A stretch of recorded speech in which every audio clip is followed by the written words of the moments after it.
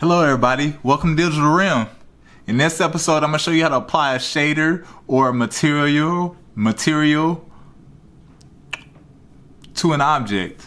I can't think of any other terms to call it, shader or material. I'm trying to think of other simpler ways to describe it for a beginner, but I think shader material is as good as it gets for me.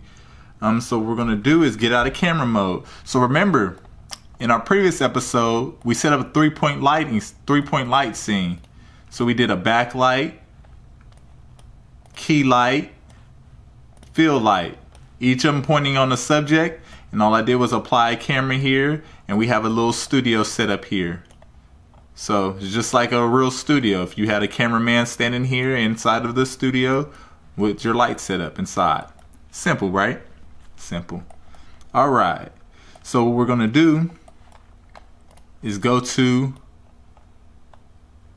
our objects. So you see we all have different separate objects.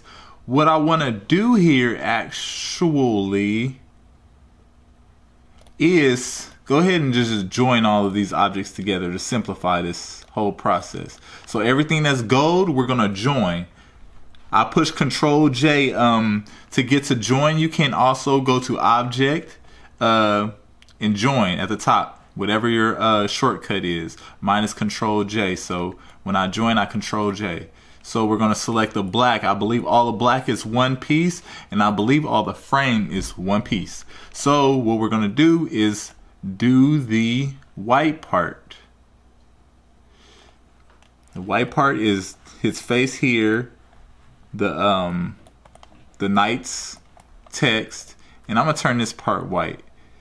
A little hack that Blender has is whatever you select last is the color that it's going to turn. So we're going to select that second, and then we're going to select this last. So when we Control J them together, we get that one is white.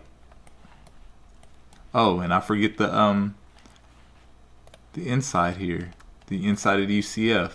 It looks like that's already all one object. So what we're going to do is just select what we already joined together, this object and that object, Control J them together as well.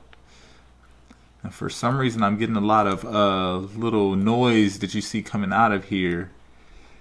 And you can simply do that by going into edit modes. Remember, these are all curves from the curves we imported from our Illustrator file from our SVG format. So what you go in here, you just go ahead and you have to edit them. Because again, we didn't create this from dead scratch, which is definitely ideal and definitely what you want to do. But for the purposes of this video, just to demonstrate the technique and how to, I didn't feel that was necessary. So you would end up having to go back and clean up a lot of this stuff when, if you do it right the first time, you don't have to clean it up.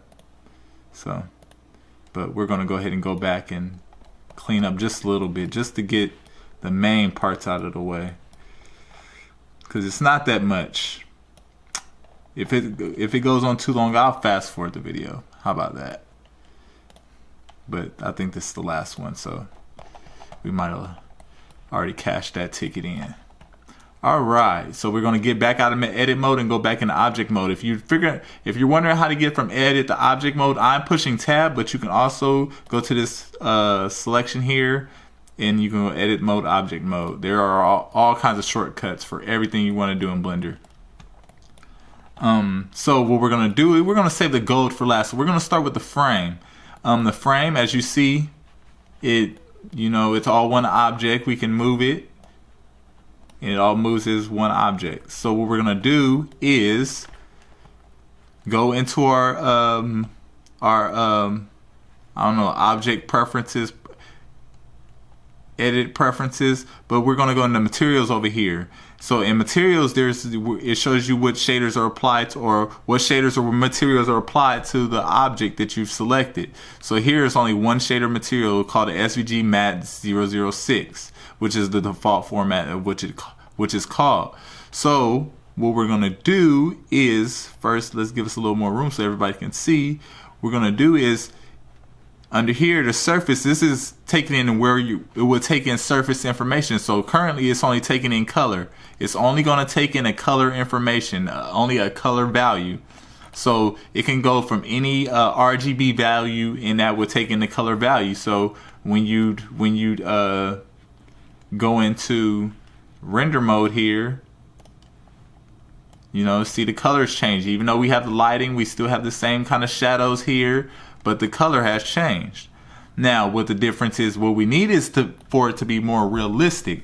Because I think I'm going for a more metallic look, and for the purpose of this video, is to show you how to create more of a metallic looking 3D logo. So what we're going to do is click Use Nodes. Under Use Nodes, you'll see it's under Diffuse. You have all these different options. So you click Diffuse, and all these different options come up of how you can different material types or shader types. For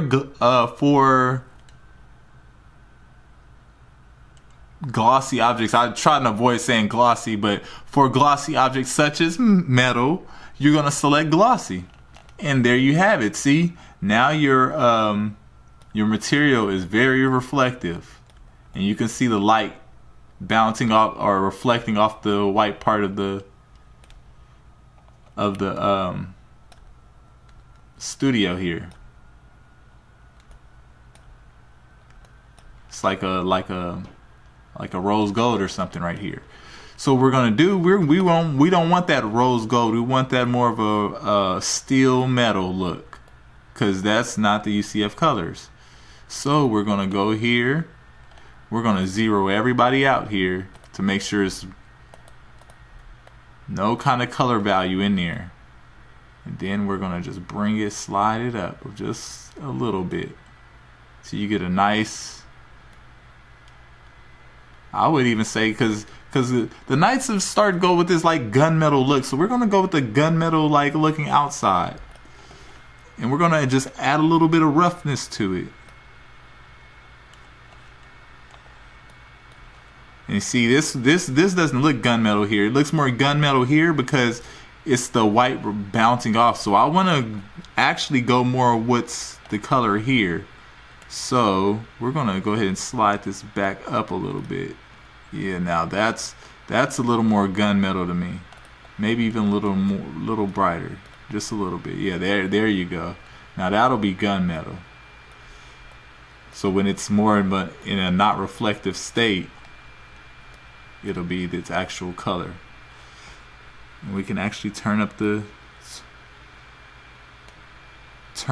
roughness, and you can see the reflectiveness.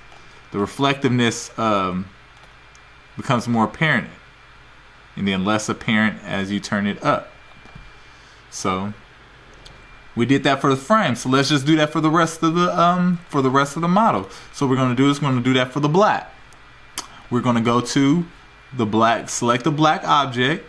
Let's get out of material mode so you can see better what we're selecting. When you're running real-time rendering, I mean, it takes a hit on your machine, especially if you are working on a laptop like myself. So, when you have high mesh that's taking up a lot of memory, or lights or whatever, a scene that's taking up a lot of memory, you try to avoid these things. So we're going to click Use Nodes again under the materials, Use Nodes, and we're going to go ahead and change this black from diffuse, because diffuse doesn't take any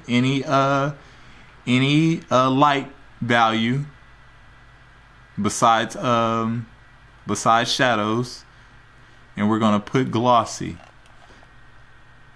Now that we have glossy here, we're going to turn up the color a little bit.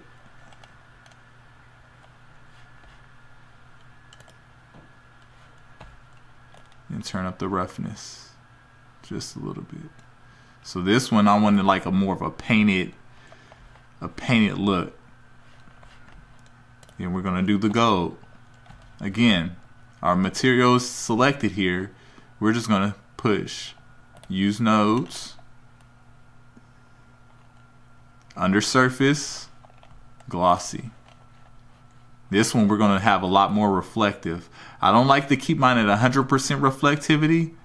And you know, each person has his preferences. It actually just depends on the composition. But I feel that 100% reflectivity is just a little too harsh for the eyes for me.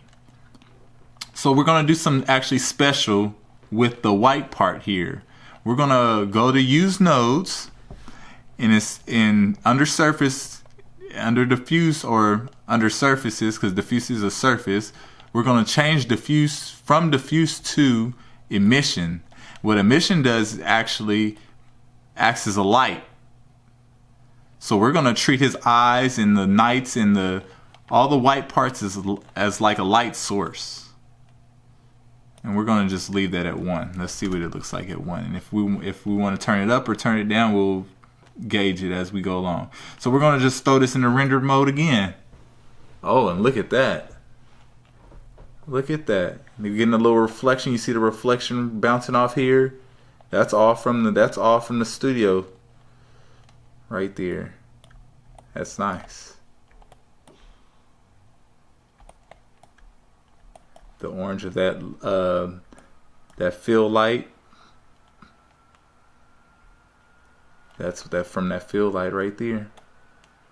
And then when you roll across, you see the reflection coming across the face here.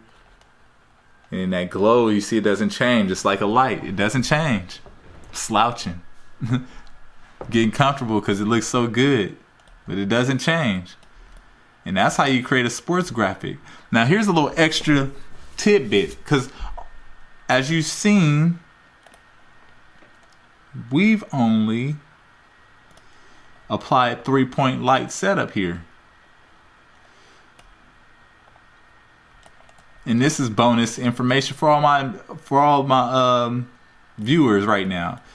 What we're gonna do is do some image-based lighting. So what image-based lighting is gonna essentially put this whole box, all of these lights, this logo into a sphere, and use that sphere as a light source. Essentially, that's the easiest way I could simplify it without you knowing what textures are. So let's just go ahead and do that so you can see what I'm talking about. So what we're going to do is go over here and click on World. And under World, we are going to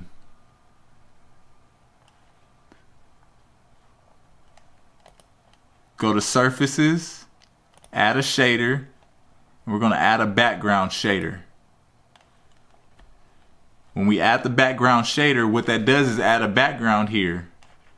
But we can't see right now. Our background is gray. But if we turn on our array visibility or on our camera, when it clicks and we say the magic word and we snap our fingers 3 times,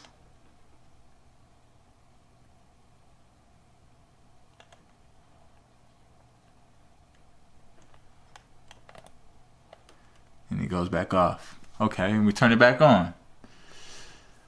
But what we're doing is establishing a background. So this is the background for the whole scene. So under color, we're going to go ahead and select color.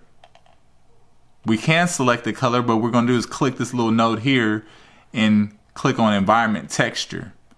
Now environment texture applies this texture to this circle that we live inside of, or this scene lives inside of.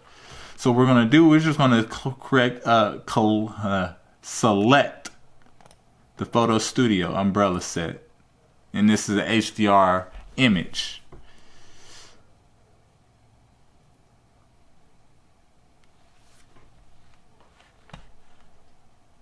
Now what that does is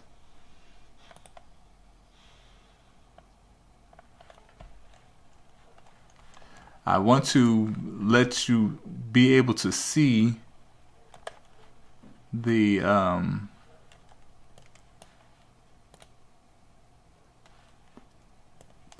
want you to be able to see the image and what it looks like, so you can see when I go into render mode here, you can understand where now you're getting this red here. You can see this red in these reflections. And actually you can see it here. I guess you just have to be in render mode, but you can see the whole studio here. If I back out of the scene, you can see the whole studio here. This is the studio setup that now you put your environment inside of. So now it takes in that information as well as far as lights go.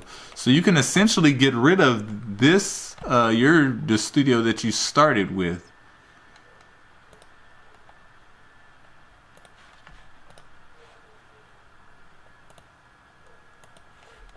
And just use the background studio like that. And that's how you would create a TV sports graphic, render these frames out, and there you have it. A sports graphic, just like that. Or your graphic, your brand. That's the main thing I'm trying to do, is just let people understand the process here.